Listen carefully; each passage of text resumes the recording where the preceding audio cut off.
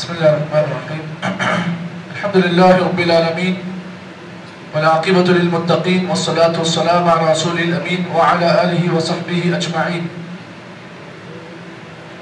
وعن أبي سعيد الخدري رضي الله تعالى عنه قال: بينما نحن في سفر مع النبي صلى الله عليه وسلم إذ جاء رجل على راحلة له فجعل يصرف بصره يمينا وشمالا فقال رسول الله صلى الله عليه وسلم: من كان معه فضل ظهر فليعد به على من لا زهر له ومن كان له فضل من زاد فليعد به على من لا زاد له فذكر من أصناف المال ما ذكر حتى رأينا أنه لا حق لأحد منا في فضل. رواه مسلم. جو حدیث میں نے آج کے درس میں آپ حضرات کے سامنے پیش کی ہے، اس حدیث کو امام مسلم نے اپنی صحیح میں روایت کیا، اور اب یہ حدیث حضرت ابو سعید خدری رضی اللہ تعالیٰ عنہ ہے۔ خلاصہ حدیث کیا ہے؟ اس حدیث میں اللہ کے نبی صلی اللہ علیہ وسلم نے اس لمبی حدیث میں ایک خلاصہ بیان کیا۔ خلاصہ کیا ہے کہ اگر کوئی محتاج اگر آپ کی آنکھوں کے سامنے نظر آئے، اب محتاج کس لحاظ سے؟ اگر اس کے پاس گاؤں جانے کے لیے ٹکٹ کا پیسہ نہیں ہے، کھانے کے لیے اس کے پاس کھانا نہیں ہے، یا کوئی سفیر آیا ہوا ہے آپ کی مسجد میں، اس کے پاس پہننے کے لیے لباس نہیں ہے، یا کوئی ایسا مسافر ہے جس کا کوئی ٹھکانہ نہیں ہے، اب اگر ایسے محتاج آدمی کو، اگر وہ مسلمان ہے، یہاں پہ آپ دیکھیے مسلمان ہے، اور اگر مسلمان سے بڑھ کر اگر مومن ہے، مومن سے بڑھ کر اگر وہ ہمارا جماعتی بھائی ہے، تو پھر یہاں پہ یہ بات یاد رکھیں کہ اس پر ہمارا حق ڈبل ہے، اس لیے کہ ایک تو مومن ہے اور دوسرا حق کیا ہے؟ وہ ہمارا اپنا بھائی ہے۔ کس لحاظ سے؟ اپنی نسبت جو سلفی نسبت ہے اس لحاظ سے وہ ہمارا بھائی ہے۔ اگر کوئی ایسا آدمی آپ دیکھیں راستے میں یا مسجدوں میں، خاص کر رمضان کے موقع پر ایسا ہوتا ہے کہ جو بعض سفرا حضرات آتے ہیں بہار سے، بنگال سے، یو پی سے وغیرہ سے، کبھی کبھار ان کا معاملہ یہ ہوتا ہے کہ ان کے پاس جو ہے جانے کے لیے ٹکٹ کے پیسے بھی نہیں ہوتے۔ اب ایسے موقع پر اگر کوئی آپ میں سے کوئی آدمی دیکھے گھر میں کھانا پکا ہوا ہے، لا کر دے دے، یہ بہت بڑی نیکی ہے۔ اس حدیث کے اندر اللہ کے نبی نے یہی بات بیان کی کہ کوئی آدمی محتاج ہے اس کی مدد کرے۔ کل قیامت کے دن اللہ تعالیٰ ایک بندے کے پاس آ کر کہے گا کہ میں دنیا میں محتاج تھا، تو نے میری مدد نہیں کی۔ اللہ بولے گا اللہ تو محتاج، ہماری کیا تیرے سامنے قیمت ہے کہ تو محتاج کیسے بن سکتا ہے جبکہ تو محتاجی کو دور کرنے والا ہے۔ اللہ بولے گا میرے پاس ایک محتاج آدمی میری شکل میں تیرے پاس آیا تھا لیکن تو نے اس کی مدد نہیں کی، اگر تو مدد کرتا تو اس کی جگہ تو مجھے پاتا۔ تو معلوم کیا ہوا، کبھی کبھار ایسے کچھ لوگ آ جاتے ہیں جو واقعی معنی میں آپ کی مدد کے بہت حقدار ہوتے ہیں۔ اب ایسے موقع پر میرا اور آپ کا معاملہ کیا ہونا چاہیے؟ آج کل ایسی کئی مسلمان لڑکیاں، کئی مسلمان عورتیں جو محتاج ہوتی ہیں، اب وہ بھیک مانگنے والیاں وہ تو ان کا پروفیشنل، لیکن بعض ایسے بھی عورتیں ہوتی ہیں جو واقعی معنی میں محتاج ہوتی ہیں۔ اگر آپ ان کو دیکھیں تو آپ سے جو بھی بن پڑا ہے آپ ان کی مدد کریں۔ اس حدیث میں یہی بات بیان کی گئی۔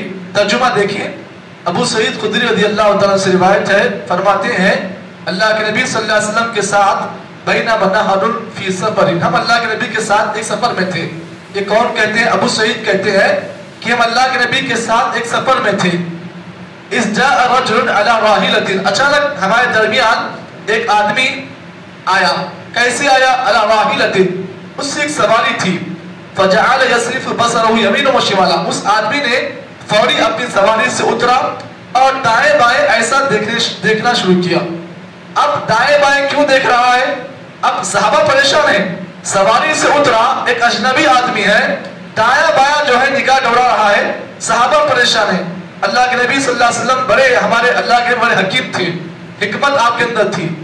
آپ کسی بھی آدمی کو تکلیف میں دیکھتے نا تو فوری آپ کو معلوم ہوتا۔ آپ نے دیکھا کہ ایک آدمی جو ہے سواری سے اترا، اب بغیر بات کیے یہاں دائیں طرف دیکھ رہا ہے، بائیں طرف دیکھ رہا ہے۔ اللہ کے نبی کو معلوم ہو گیا کہ ہاں اب اس آدمی کو کچھ ضرورت ہے۔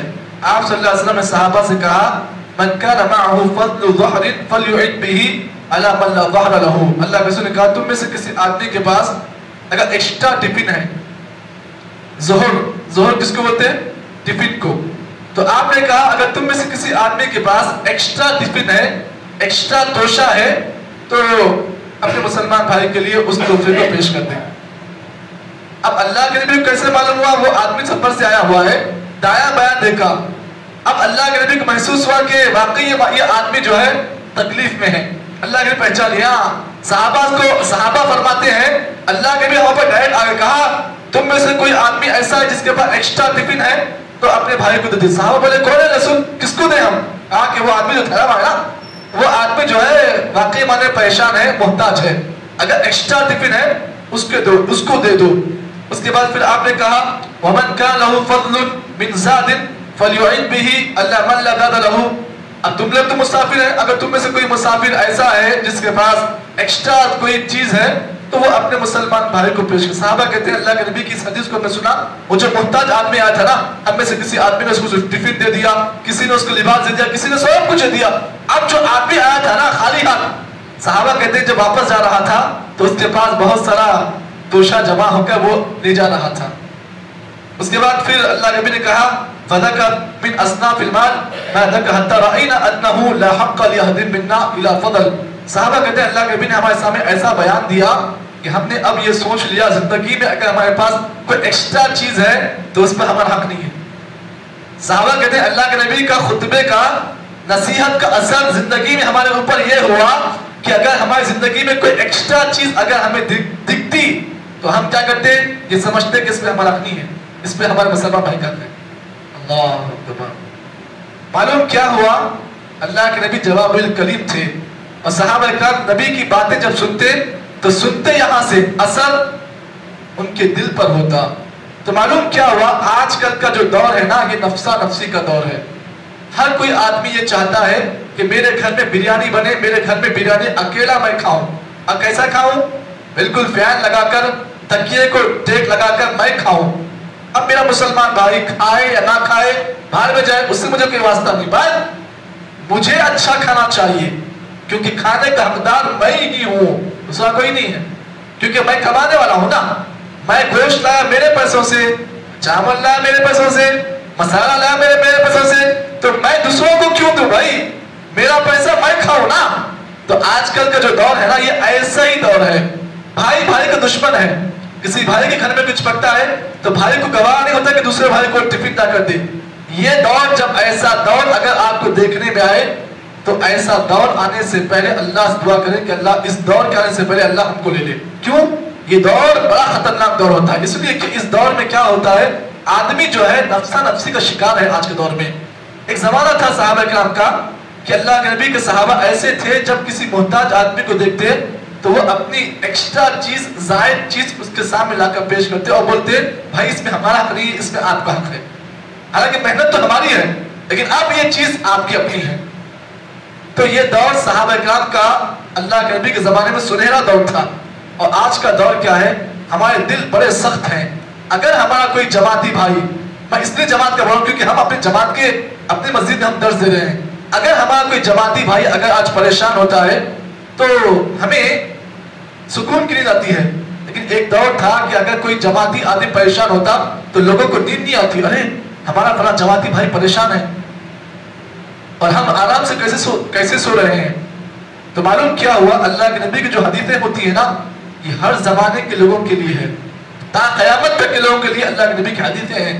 لیکن الگ بات ہے کہ ہم نے ان حدیثوں کو پڑھ تو لیا لیکن جیسا سمجھنا ہے ویسا ہم نے نہیں سمجھا. تو معلوم کیا ہوا؟